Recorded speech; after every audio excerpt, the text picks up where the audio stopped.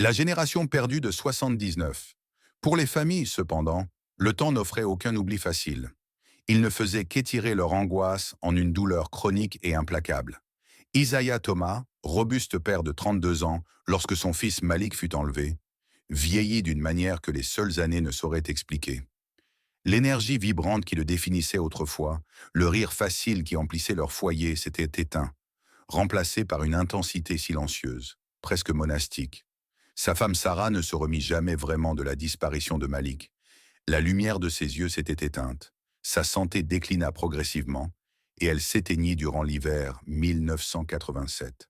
Son cœur, croyait Isaiah, avait finalement succombé à un chagrin trop profond pour être supporté. Leur fille aînée, Imani, grandit sous l'ombre pesante de l'absence de son frère et du deuil de sa mère. Elle quitta la ville pour l'université, cherchant une nouvelle vie. Elle emporta avec elle la blessure familiale, mais Isaiah resta. Il demeura dans la petite maison du même quartier, qui semblait désormais hantée par les fantômes des enfants perdus. De retour à l'usine textile, ses collègues le traitaient avec une distance respectueuse. Mais son véritable travail, le labeur qui consumait son âme, était la veille solitaire et inébranlable qu'il gardait pour Malik et les 27 autres. Il devint un archiviste amateur de leur vie volée. Dans une chambre spare, il rassembla méticuleusement chaque coupure de presse, chaque prospectus délavé, chaque mot griffonné des autres parents en deuil. Pour chaque enfant, il constitua un classeur contenant leurs photos d'école, les implorations désespérées de leurs parents, et tout petit détail glané. C'était une bibliothèque solennelle de la douleur, un témoignage de vies interrompues, de futurs déniés. Il apprit les noms des 28, leur date de naissance, leurs couleurs préférées, les écoles qu'ils fréquentaient, les terrains de jeu où on les avait vus pour la dernière fois. Il devint une présence familière au commissariat, un visage connu des détectives successifs, chargés des dossiers poussiéreux, mais toujours actifs. Le capitaine Frank Brody avait pris sa retraite depuis longtemps. Son mandat restait associé à la plus grande tragédie non résolue de la ville. Les nouveaux officiers écoutaient Isaiah avec plus ou moins de sympathie. Certains offraient une compassion sincère, d'autres laissaient transparaître une impatience à peine voilée. Mais la réponse était toujours la même. Pas de nouvelles pistes, pas de ressources pour relancer l'enquête. Les dossiers étaient désormais classés froids et le resteraient probablement. Le thème des minorités, si tangible au début de la crise, résonna longuement dans le silence qui suivit. Isaiah vit comment d'autres affaires, impliquant des enfants de quartiers plus aisés ou d'autres villes, suscitèrent sur l'attention nationale, des équipes du FBI dédiées et une pression médiatique soutenue pendant des années. Pour ces 28, l'intérêt officiel s'était évaporé dès que le tumulte public initial s'était essoufflé. Cette vérité amère et tacite alimenta sa détermination silencieuse. Si le système refusait de les rappeler, il le ferait lui-même. Si la ville choisissait d'oublier, il serait leur mémorial vivant. Il forma un petit groupe de soutien informel pour les autres parents. Des rencontres épisodiques, dont le nombre diminua au fil des ans. Certains déménagèrent, d'autres s'éteignirent, d'autres encore se réfugièrent trop profondément dans leur chagrin pour continuer à partager. Mais pour ceux qui restaient, Isaiah demeurait une ancre stable, quoique douce amère. Jamais il ne promit un faux espoir, seulement une compréhension partagée et la volonté de ne pas laisser leurs enfants devenir de simples statistiques. Les années 1980 cédèrent la place aux années 1990. La ville se transforma, de nouveaux gratte-ciel perçant l'horizon, les quartiers d'où étaient partis les enfants, virent des vagues de gentrification ou, au contraire, sombraient davantage dans la négligence. Le terrain de jeu où Malik avait été vu pour la dernière fois fut finalement bitumé pour accueillir un parking. Un acte qui, pour Isaiah, ressemblait à un ultime coup d'effaceur. Jamais il n'abandonna son enquête discrète. Retournant aux anciennes adresses, interrogeant d'anciens habitants, toujours à la recherche d'un détail oublié, d'un nom, d'une lueur de souvenir. Il sut lire les silences et les regards détournés des personnes qui avaient pu savoir quelque chose, mais trop peur pour parler alors ou désormais. Il soupçonnait, comme beaucoup dans la communauté, que les disparitions n'étaient pas aléatoires, qu'il y avait un schéma, un prédateur, peut-être même un réseau qui avait opéré avec une impunité terrifiante. Mais sans preuve ni volonté officielle, ces soupçons demeuraient de simples pensées torturées d'un père en deuil. En 1999, Isaiah Thomas avait 52 ans. Sa chevelure était désormais plus poivre que sel, son visage profondément marqué, ses yeux porteurs de la lassitude d'un homme ayant porté un fardeau insupportable pendant 2 décennies. Tandis que la ville se préparait pour un nouveau millénaire, plein de merveilles technologiques et de proclamations optimistes, pour Isaiah, l'avenir restait inextricablement lié au passé.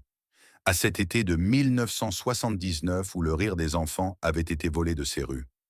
Il garda la chambre de Malik intacte, ses dessins de super-héros toujours collés au mur, vibrants et silencieux témoignages d'une vie non vécue. L'espoir de revoir un jour Malik vivant avait depuis longtemps disparu, remplacé par une autre, plus désespérée aspiration, la quête de la vérité, de réponse, d'une forme de justice, si tardive soit-elle pour les 28. Il ignorait alors qu'au cœur industriel en décrépitude de la ville, dans un entrepôt oublié du sud-ouest, un autre type de révélation s'apprêtait à éclore. Une partie de la vérité, longtemps dissimulée, était sur le point d'émerger, brisant le silence de 2 décennies. L'automne 1999 arriva avec une douceur trompeuse, la chaleur brutale de l'été enfin en déclin. Pour Isaiah Thomas, il marquait 20 ans depuis que le garçon aux yeux pétillants, Malik, avait été englouti par les ombres de la ville. 20 années vécues dans un crépuscule perpétuel de chagrin et de questions sans réponse. Alors que la cité préparait le nouveau millénaire, Isaiah demeurait prisonnier de l'été 1979, son agenda personnel figé sur ces jours terribles. Toujours menant ses modestes investigations, toujours entretenant son sombre archivage des 28 enfants perdus, gardien solitaire d'une flamme que la plupart croyaient éteinte. À des kilomètres de là, dans un secteur industriel abandonné du sud de la ville, un autre réveil s'ébauchait. Un terrain de la volonté prémillénaire d'urbanisme avait enfin programmé la démolition de plusieurs de ces structures délabrées. Parmi elles, l'ancien entrepôt de la Acme Consolidated Textiles, un monolithe de briques fermé depuis la fin des années 70, dont l'intérieur cédait lentement aux pigeons, aux rats et à l'assaut inexorable du temps. Une équipe de sous-traitants municipaux chargés d'évaluer les matériaux dangereux et de préparer le terrain avant l'arrivée de la pelleteuse, parcourait les vastes espaces viciés d'amiante, contrôlait la stabilité des poutres et vidait des décennies de débris accumulés. La génération perdue de 79. Pour les familles, cependant, le temps n'apporta aucun oubli facile. Il ne fit qu'étirer leur angoisse en une douleur chronique, tenace, insupportable. Isaiah Thomas, qui avait 32 ans lorsqu'on lui arracha son fils Malik, vieillit d'une manière que les années seules ne peuvent expliquer. L'énergie vibrante qu'il avait autrefois définie, les rires spontanés qui emplissaient sa maison, s'étaient éteints, remplacés par une intensité silencieuse, presque monastique. Sa femme, Sarah, ne se remit jamais réellement de la disparition de Malik. La lumière dans ses yeux s'éteignit peu à peu. Sa santé déclina lentement et elle mourut à l'hiver 1997. Isaiah était convaincu que son cœur avait fini par céder à un chagrin trop profond pour être supporté. Leur fille aînée, Imani, grandit sous l'ombre persistante de l'absence de son frère et du chagrin de sa mère. Elle quitta finalement la ville pour faire ses études et recommencer une nouvelle vie. Bien qu'elle emportât avec elle la blessure familiale, Isaiah resta. Il demeura dans la même petite maison, dans le même quartier, désormais hanté par les fantômes des enfants disparus. Il reprit son travail à l'usine textile, ses collègues le traitant avec une distance respectueuse et prudente. Mais son véritable labeur, celui qui dévorait son âme, était la vigile solitaire et inébranlable qu'il maintenait pour Malik et les 27 autres. Il devint un archiviste amateur de ces vies volées. Dans une pièce de rechange, il rassembla méticuleusement chaque article de journal, chaque affiche fanée, chaque mot laissé par d'autres parents en deuil. Il constitua un classeur pour chaque enfant, les remplissant de photos de classe, de supplications désespérées de parents, de tout petits détails qu'il pouvait glaner. C'était une bibliothèque du chagrin, un témoignage silencieux de vies interrompues, d'avenir nié. Il apprit les noms des 28. Il connaissait leur date de naissance, leur couleur préférée, les écoles qu'ils avaient fréquentées, les terrains de jeu où ils avaient été vus pour la dernière fois. Il devint une présence discrète mais constante au commissariat, une figure familière pour toute une succession de détectives qui héritaient des dossiers poussiéreux mais toujours actifs. Le capitaine Frank Brody était depuis longtemps à la retraite, sa carrière marquée par la plus grande tragédie non résolue de la ville. Les nouveaux officiers écoutaient Isaiah avec des degrés variables de sympathie, certains avec une réelle compassion, d'autres avec une impatience à peine voilée. Mais la réponse restait toujours la même. Aucune nouvelle piste, aucun moyen pour une enquête active. Les dossiers étaient classés comme froids, et le resteraient probablement. Le thème des luttes des minorités, si palpable lors de la crise initiale, résonnait encore dans le long silence qui suivit. Isaiah observait comment d'autres affaires, souvent concernant des enfants de quartiers plus riches, plus blancs ou d'autres villes, parvenaient à capter l'attention nationale, bénéficiaient de cellules spéciales du FBI et d'une pression médiatique soutenue pendant des années. Pour leurs 28, l'intérêt officiel s'était évaporé à une vitesse alarmante dès que l'indignation publique s'était estompée. C'était une vérité amère, non dite, qui alimentait la détermination tranquille d'Isaiah. Si le système refusait de se souvenir d'eux, lui, il le ferait. Si la ville choisissait d'oublier, il serait leur mémoire vivante. Ils forment un petit groupe de soutien informel avec les autres parents.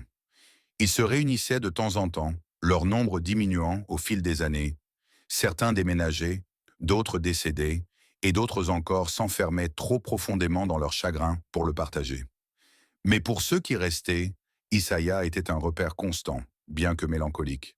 Il ne donnait jamais de faux espoirs, seulement une compréhension partagée, un refus que leurs enfants deviennent de simples statistiques. Les années 1980 laissèrent place aux années 1990. La ville se transforma. De nouveaux gratte-ciel vinrent percer l'horizon. Les quartiers où les enfants avaient disparu connurent de profondes mutations. Certains se gentrifièrent, d'autres sombrèrent davantage dans la négligence. Le terrain de jeu précis où Malik avait été vu pour la dernière fois fut finalement recouvert par un parking. Un acte que Isaiah aperçut comme une autre forme d'effacement. Il ne cessa jamais son enquête silencieuse. Il revisitait d'anciennes adresses, parlait aux gens ayant vécu là en 1979, toujours à la recherche d'un détail oublié, d'un nom, d'un souvenir égaré. Il apprit à lire les silences, les regards détournés de ceux qui savaient peut-être quelque chose, mais avaient eu trop peur pour parler, alors ou maintenant. Il soupçonnait, comme beaucoup dans la communauté, que les disparitions n'étaient là pas aléatoires, qu'il y avait un schéma, un prédateur, peut-être même un réseau, opérant avec une impunité terrifiante. Mais sans preuve, sans volonté officielle, ces soupçons restaient ce qu'ils étaient, les pensées tourmentées d'un père en deuil. En 1999, Isaiah Thomas avait 52 ans. Ses cheveux étaient désormais plus blancs que poivre, son visage marqué de rides profondes, et ses yeux portèrent la fatigue d'un homme ayant porté un fardeau insupportable pendant 2 décennies. La ville se préparait à entrer dans un nouveau millénaire, pleine de merveilles technologiques et de proclamations optimistes sur l'avenir. Pour Isaiah, l'avenir était inextricablement lié au passé. À cet été d'il y a 20 ans, quand le rire des enfants avait été arraché des rues. Il gardait encore intacte la chambre de Malik. Les dessins de super-héros de son fils restaient accrochés au mur, témoignage vibrant et silencieux d'une vie non vécue. L'espoir de revoir un jour Malik vivant s'était depuis longtemps éteint, remplacé par une autre forme de désir, plus désespéré, celui de connaître la vérité, d'obtenir des réponses, une forme, même tardive, de justice pour les 28. Il ne savait pas qu'au cœur industriel en décomposition de la ville, un entrepôt oublié s'apprêtait à révéler ses secrets horrifiants, longtemps dissimulés, et que le silence de 2 décennies allait enfin, et terriblement, se rompre. L'automne 1999 arriva dans la vaste ville du Sud avec une douceur trompeuse. La chaleur brutale de l'été avait finalement relâché son emprise. Pour Isaiah Thomas, cela marquait les 20 ans depuis que son garçon au regard lumineux avait été englouti par les ombres de la ville. 20 ans d'une vie vécue dans un crépuscule perpétuel de chagrin et de questions sans réponse. Tandis que la ville se préparait au nouveau millénaire, Isaiah restait ancré en 1979, son calendrier personnel figé sur cet été terrible. Il poursuivait ses recherches discrètes, entretenait toujours son sombre archive des 28 enfants perdus, gardien solitaire d'une flamme que beaucoup croyaient depuis longtemps éteinte. À des kilomètres de la veille d'Isaiah, dans une zone industrielle oubliée du sud délabré de la ville, une autre forme de révélation se préparait. La zone était un cimetière d'ambition, jonché des carcasses en décomposition d'usines et d'entrepôts autrefois animés, désormais silencieux, leurs fenêtres semblables à des yeux vides. Dans un élan de rénovation urbaine de fin de siècle, la ville avait enfin décidé de démolir plusieurs de ses structures délabrées. Parmi elles, l'ancien entrepôt de la Acme Consolidated Textiles, un monolithe de briques massifs, fermé depuis la fin des années 70, dont l'immense intérieur avait lentement été envahi par les pigeons, les rats et le passage inexorable du temps. Une équipe de sous-traitants municipaux, chargée de l'évaluation des matériaux dangereux et du nettoyage structurel préalable à la démolition, progressait à travers les vastes espaces poussiéreux de l'entrepôt Acme. Leur travail était sombre et monotone. Cataloguer l'amiante, vérifier les poutres instables et dégager des décennies de débris accumulés. Par un frais mardi matin de fin septembre, deux ouvriers, Earl et Jimmy, furent affectés à une zone reculée du rez-de-chaussée de l'entrepôt qui, d'après des plans d'époque estompés, avait autrefois abrité des bureaux administratifs, mais ne ressemblait désormais qu'à un enchevêtrement de cloisons effondrées et de montagnes de gravats. Ça sent comme si quelque chose était mort ici il y a 100 ans, murmura Jimmy en resserrant son masque anti-poussière, alors qu'il s'acharnait sur une grosse poutre en bois pourri. Earl grogna en signe d'approbation, son pied empruntant un levier à une section de maçonnerie effondrée. Lorsque les briques roulèrent au sol, elles ne révélèrent pas la fondation en béton attendu, mais le bord d'une lourde porte en acier renforcé, presque entièrement masquée par les gravats et manifestement absente du plan de l'entrepôt d'origine. Encastrée au cœur d'un mur extérieur censé être solide, elle suggérait un ajout clandestin ultérieur. Aucune poignée visible, aucun système de verrouillage apparent, simplement un panneau de métal rouillé, lisse et continu. La curiosité, puissant antidote à la lassitude du jour, prit le dessus. Après une brève tentative infructueuse de dégager l'ouverture, ils firent revenir leur chef d'équipe. Celui-ci, après avoir évalué l'aspect inhabituel de cette entrée scellée, appela le service des bâtiments de la ville qui, suivant le protocole en cas d'anomalie structurelle dans un immeuble condamné, alerta la police. Une suite de procédures bureaucratiques, d'abord banales. Plus tard dans l'après-midi, une petite équipe de l'unité de sécurité du bâti du commissariat arriva, accompagnée d'un détachement des pompiers équipés pour les ouvertures forcées. Ils découvrirent que la porte en acier n'était pas simplement verrouillée. Elle avait été soudée de l'extérieur. Les jointures, grossières mais efficaces, avaient été scellées. Il leur fallut près d'une heure de découpe au chalumeau et d'efforts acharnés pour ouvrir la voie, tandis que l'odeur âcre du métal brûlé emplissait l'air poussiéreux. Quand la porte céda enfin dans un grincement lugubre, laissant apparaître un passage étroit et obscur, la première chose qui frappa les secouristes fut l'odeur. Un parfum sec, moisi, presque suffocant. Un mélange de vétusté, de décomposition et d'une autre note indéfinissable, profondément perturbante. Les lampes torches déchirèrent la pénombre, révélant un court couloir menant à une deuxième porte, simple et en bois, déverrouillée. L'un des officiers l'ouvrit doucement. La pièce qui s'offrit alors à eux était étonnamment vaste, sans fenêtres et étrangement bien conservée, comme protégée du temps.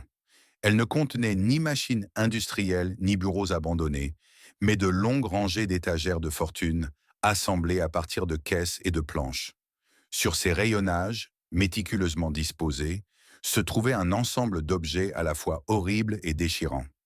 Des jouets d'enfants, un ours en peluche usé, dont un bouton manquait, un jeu de blocs colorés, une petite voiture rouge en métal dont la peinture s'écaillait. Des manuels scolaires aux couvertures délavées, certains annotés d'une écriture enfantine, Malik T, CE2, Latoya W, notre classe. Des vêtements de petite taille, une robe à motifs, une paire de baskets bosselées, une casquette d'enfant, des photographies jaunies, parfois des portraits de scolaires, parfois des clichés candides d'enfants souriants, appuyés contre certains objets. Chaque étagère, chaque objet formait un sanctuaire digne et funèbre, un autel de l'innocence volée. Le silence y était absolu, uniquement troublé par les exclamations étouffées des officiers. C'était un musée de l'innocence perdue, une galerie de chagrins inimaginables. Au centre de la pièce, sur une petite table branlante, gisaient plusieurs épées carnées à couverture sobre. L'un des officiers, les mains tremblantes malgré son expérience, en ouvrit un.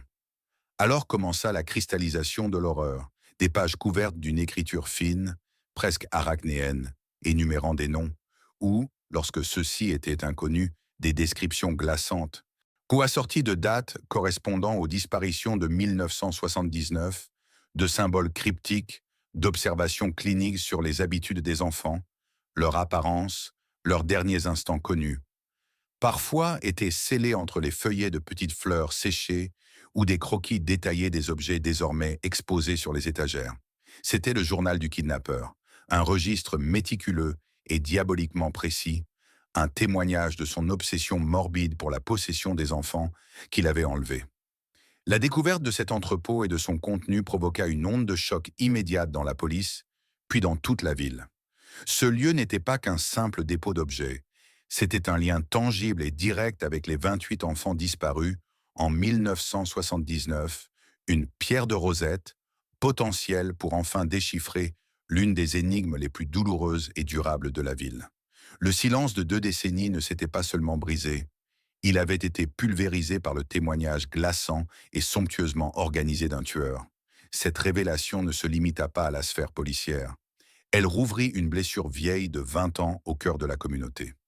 Une plaie qui ne s'était jamais vraiment refermée, masquée seulement par des cicatrices de chagrin, de frustration et de questions sans réponse.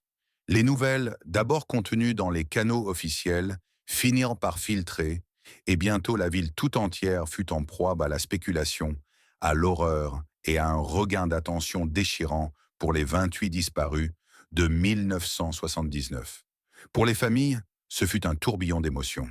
La terreur de la confirmation possible, l'espoir vacillant de réponse et la résurgence amère de la colère envers un système qu'elles estimèrent avoir failli à protéger leurs enfants 2 décennies plus tôt. Isaiah Thomas, désormais âgé de 52 ans, reçut l'appel chez lui, dans sa maison silencieuse, de la voix grave d'un capitaine de police.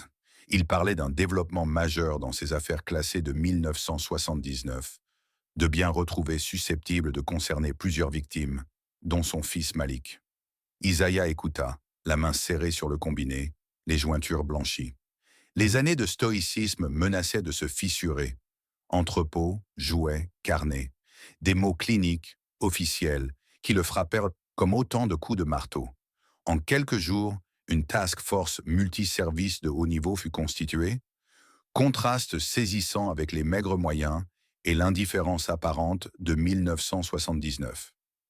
À sa tête fut placé le détective Vincent Holloway, un officier noir apprécié, dans la quarantaine avancée, réputé pour son esprit vif, sa ténacité discrète et sa connaissance intime de la douleur longtemps contenue de la communauté.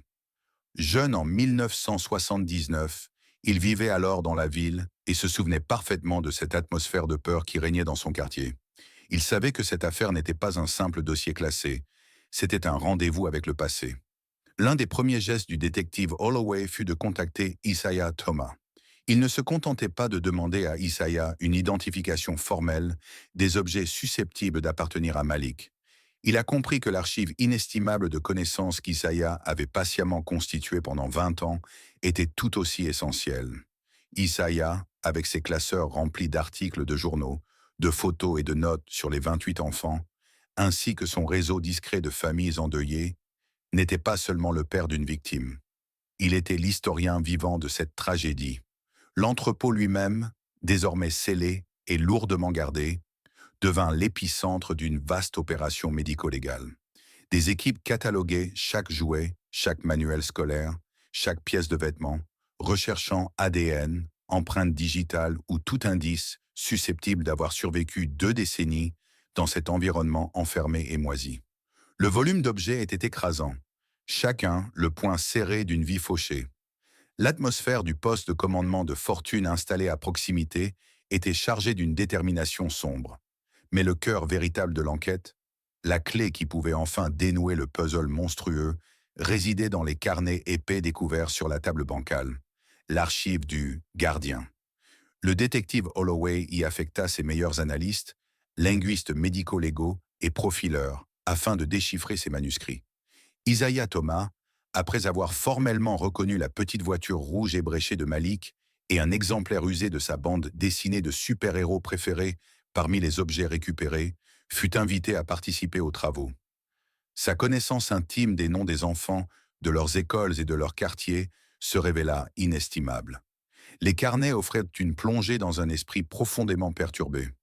L'écriture y était soignée, presque obsessivement précise, contraste glaçant avec l'horreur décrite. Certains passages se présentaient sous la forme de listes. Nom, ou à défaut, description physique détaillée, date correspondant aux disparitions, lieu de leur dernière vue. D'autres adoptaient un ton plus narratif, mêlant observations détachées sur les habitudes des enfants, leur vulnérabilité perçue, leur essence même. Cryptogrammes, séquences numériques étranges, parfois des fleurs séchées scellées entre les pages, ou de délicats croquis des objets désormais alignés dans l'entrepôt. Un véritable labyrinthe de détails glaçants, carte mentale d'un prédateur. Le terme « le gardien » devint rapidement le nom de code interne du sujet inconnu pour l'équipe d'enquête, reflétant la nature possessive et presque curatoriale de ce collectionneur macabre. Les carnets ne révélaient ni nom, ni mobile clair, hormis ce désir grotesque de rassembler et de contrôler. Point de confession franche, point de vantardise, un inventaire scientifique et méthodique de vie volée. Isaiah consacra des heures avec le détective Holloway et son équipe, épluchant des photocopies des pages, le cœur meurtri à chaque nom familier, à chaque détail ravivant la vivante mémoire d'un enfant désormais réduit à une entrée dans le journal d'un meurtrier.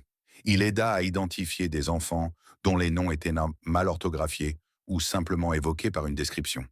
Il apporta contexte et précision, se souvenant de détails de 1979 qui se recoupaient soudain avec une phrase cryptique ou un lieu mentionné.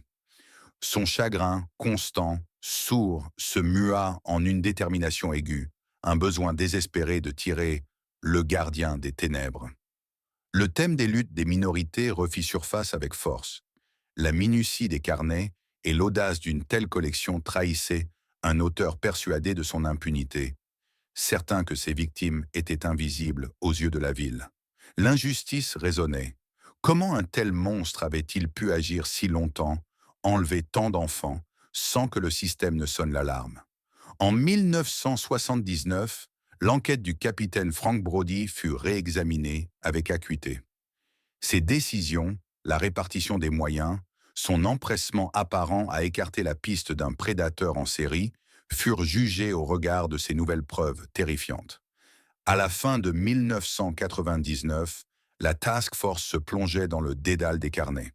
Elle commençait à élaborer le profil psychologique du gardien, cherchant à décrypter les motifs de ses choix et la géographie de ses crimes. Les objets de l'entrepôt livraient des indices forensiques infimes, fibres, traces, susceptibles d'être recoupés si un suspect était un jour identifié. La ville retenait son souffle tandis qu'Isaiah Tomei et le détective Holloway s'enfonçaient toujours plus dans cette archive glaçante, à la recherche d'un nom, d'un visage, de la vérité derrière 20 ans de règne de terreur du gardien. Le silence était en miettes, mais les murmures de l'entrepôt ne faisaient que commencer à révéler leur terrible histoire. Le nouveau millénaire approchait, mais pour la task force centrée autour de l'entrepôt Acme Consolidated Textiles, le temps semblait être revenu à 1979. Le poste de commandement de fortune bourdonnait d'une énergie sombre et concentrée. Les jours s'étiraient en semaines, puis en mois, tandis que le détective Holloway, Isaiah Thomas et une équipe dévouée d'analystes, de profileurs et de spécialistes médico-légaux s'immergeaient dans l'héritage glaçant du gardien. L'entrepôt, avec ses reliques méticuleusement rangées des enfances volées, avait été traité avec un soin scrupuleux. Chaque objet mis sous sachet, étiqueté, examiné pour toute trace subsistante que la science moderne pourrait extraire de 2 décennies de silence. Toutefois, ce furent les carnets, Plusieurs volumes épais couverts de cette écriture fine et arachnoïde qui accaparait leurs heures de veille. Isaiah Thomas, visage impassible sous un masque de deuil, devint un pilier presque permanent du poste de commandement. Il se mouvait avec une dignité silencieuse, incarnant le coût humain du mal qu'il disséquait. Pour lui, chaque page photocopiée était un nouveau supplice, un registre clinique des vies éteintes, y compris celle de son cher Malik. Néanmoins, son érudition encyclopédique des 28 victimes, leurs familles, leurs derniers déplacements connus, se révéla précieuse.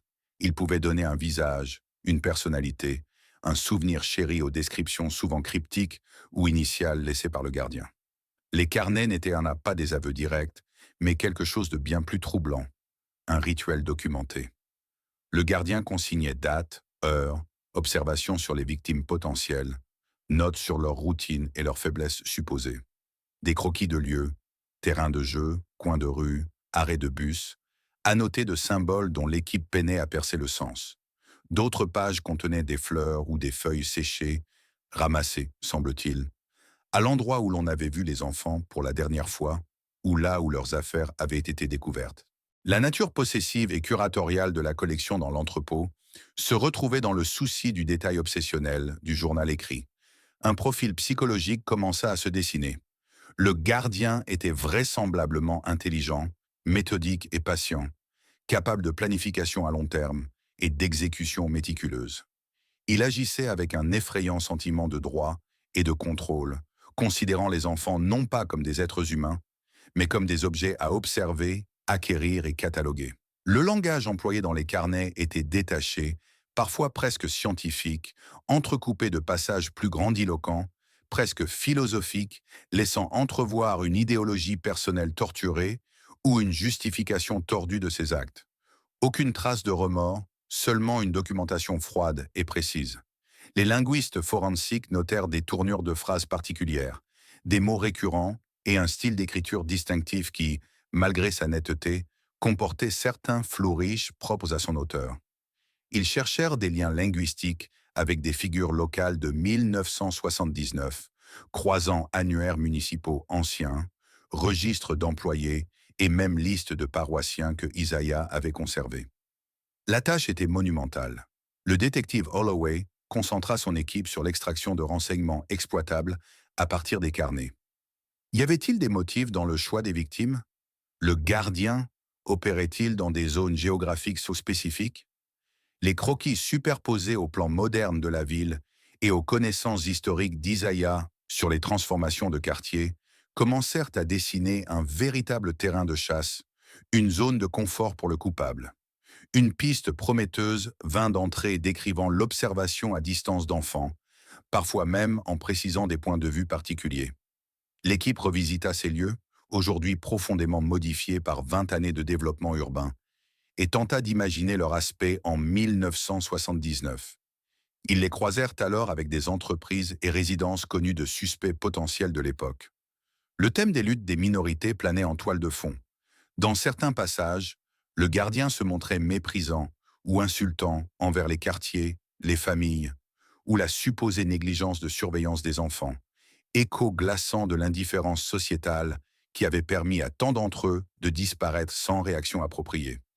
Isaiah ressentait une vague d'indignation à chaque nouvelle lecture de ces lignes. Rappel cruel de la vulnérabilité de sa communauté et du fait que leurs enfants pouvaient être la proie d'un monstre certain que personne ne se battrait pour eux. Les dossiers originaux de l'enquête de 1979, dirigés par le capitaine Frank Brody, furent réexaminés avec un œil critique. Comparé aux soucis obsessifs du gardien, le travail policier de l'époque paraissait tragiquement superficiel. Des pistes aujourd'hui, criant de pertinence, avaient été à peine notées, rapidement écartées. Brody avait-il manqué de compétences? Était-il débordé? Ou y avait-il plus qu'une simple négligence dans ce manque de progrès? Les carnets ne fournissaient pas de réponse directe, mais le contraste était accablant. Au fil des mois, de petites percées surgirent. Un symbole récurrent dans le journal fut identifié, de manière provisoire, par un historien comme lié à une obscure société fraternelle, locale aujourd'hui disparue. Une nouvelle piste, certes ténue, mais encourageante, permettant d'explorer la liste de ses anciens membres. Parallèlement, les fibres prélevées sur certains objets de l'entrepôt, bien que dégradées, furent analysées avec soin et intégrées à une base de données susceptible de produire un jour une correspondance si l'environnement d'un suspect venait à être connu. Les carnets laissaient aussi entrevoir la profession possible du gardien, quelqu'un qui, en 1979, circulait dans divers quartiers, peut-être un travailleur en lien avec les enfants, ou ayant accès à des établissements comme les écoles ou centres communautaires, voire un employé de service, courrier, livraison, lui permettant d'observer sans éveiller de soupçons.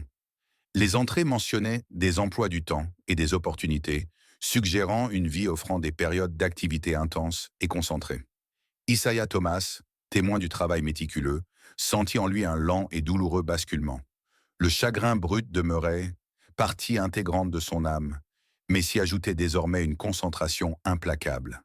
Il n'était plus seulement un père en deuil, il était devenu témoin, historien, pièce maîtresse de la mécanique en marche vers une vérité jusqu'alors inconnue. Les carnets formaient moi la carte mentale du monstre ayant arraché son fils. À chaque mot déchiffré, à chaque motif identifié, il se rapprochait un peu plus de ce qui permettrait de donner un nom, un visage, et peut-être enfin un jugement tardif au gardien. Les murmures de l'entrepôt se faisaient plus clairs, plus pressants, les guidant toujours plus profondément dans l'obscurité de 1979, à la recherche de l'architecte de tant de vies volées. Le travail assidu de déchiffrage des carnets et d'analyse de la masse de preuves issues de l'entrepôt se poursuivit sans relâche jusqu'à l'an 2000 pour le détective Vincent Holloway, Isaiah Thomas et la task force dévouée. Le poste de commandement improvisé près de l'ancien entrepôt Acme était devenu un second foyer, ses murs tapissés de plans, de frises chronologiques, de photos de victimes et de pages agrandies des carnets glaçants. La ville, de nouveau saisie par le spectre de son passé, observait et attendait, retenant son souffle depuis 20 ans, enfin rythmée par un espoir fragile. La percée ne vint pas sous la forme d'une révélation unique et spectaculaire, mais par la convergence méthodique de plusieurs indices durs. Le symbole récurrent, relié par des historiens à la confrérie locale disparue, conduisit le détective Holloway dans un dédale de registres d'anciens membres et de documents fonciers des années 70. Simultanément, les linguistes forensiques, analysant le phrasé et le vocabulaire unique des carnets, s'efforcèrent de cerner le niveau d'instruction, l'origine et même le jargon professionnel du gardien. À cela s'ajoutait la géographie émergente issue des croquis de lieux et des points d'observation notés, tous centrés sur un cluster précis de quartiers et d'itinéraires qui, en 1979, revêtaient une importance particulière. Isaiah Thomas, son chagrin canalisé en une détermination implacable, se révéla indispensable. Il reconnut un nom sur un ancien registre de loges fraternelles. Un homme alors périphérique dans la communauté, qui dirigeait un petit service de livraison indépendant, lui offrant un accès régulier à divers quartiers sans éveiller les soupçons. Cet homme se nommait Arthur Lee Coington. Il était toujours vivant, dans la soixantaine avancée, menant une existence tranquille dans une petite ville à la périphérie. S'étant installé là au début des années 1980, peu de temps après la dernière disparition, les pièces du puzzle commencèrent à s'ajuster avec une rapidité alarmante. Les itinéraires de livraison de Coington en 1979 coïncidaient largement avec le terrain de chasse suggéré par les cartes du gardien. Son âge et son parcours correspondaient au profil linguistique. Puis survint l'analyse des fibres, un type rare de ficelle industrielle utilisé dans certaines des présentations les plus élaborées de l'entrepôt, fut retracé jusqu'à un fournisseur qui, à la fin des années 1970, avait un contrat exclusif avec quelques entreprises locales, dont la petite société de livraison de Coington, pour arrimer certains chargements. Le détective Holloway sut qu'il tenait là un moment décisif. Les preuves demeuraient partiellement circonstancielles, mais la convergence était trop forte pour être ignorée. Ils avaient besoin de quelque chose de plus direct, un lien irréfutable entre Coington, les carnets et l'entrepôt. Une surveillance fut lancée. Coington vivait seul, en reclus, dans une petite maison isolée entourée de bois, envahie par la végétation. Le point culminant ne fut pas une descente spectaculaire, mais l'exécution discrète et minutieuse d'un mandat de perquisition. Lorsque les officiers appréhendèrent Turkington, un vieil homme frêle, mais d'un regard perçant, qui les accueillit avec un calme glaçant, le détective Holloway et Isaiah Thomas, présents à la demande de ce dernier en tant qu'observateur civil, un droit pour lequel Holloway s'était battu, pénétrèrent dans la demeure. La maison était d'une propreté obsessionnelle, presque stérile, à l'exception d'une seule pièce verrouillée au sous-sol. À l'ouverture, elle révéla un petit atelier soigneusement organisé. Sur un simple bureau en bois trônait une machine à écrire présentant le même défaut d'alignement que plusieurs addendas dactylographiés dans les carnets saisis à l'entrepôt.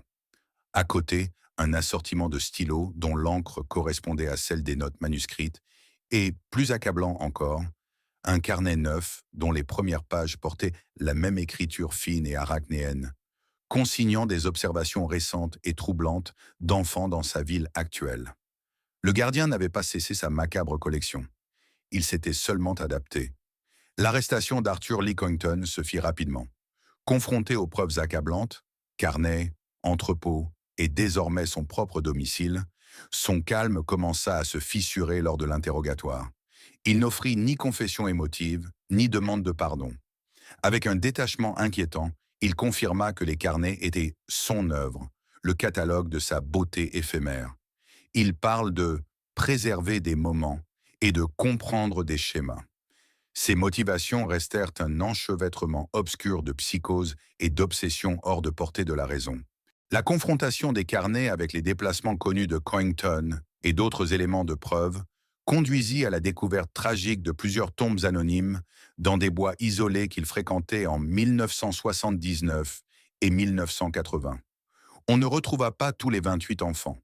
Certains, laissa-t-il entendre dans ses écrits, avaient été perdus dans la rivière, leur destin scellé par les eaux. Mais pour plusieurs familles, dont celle d'Isaiah Thomas, l'attente insoutenable d'un lieu de repos prit fin.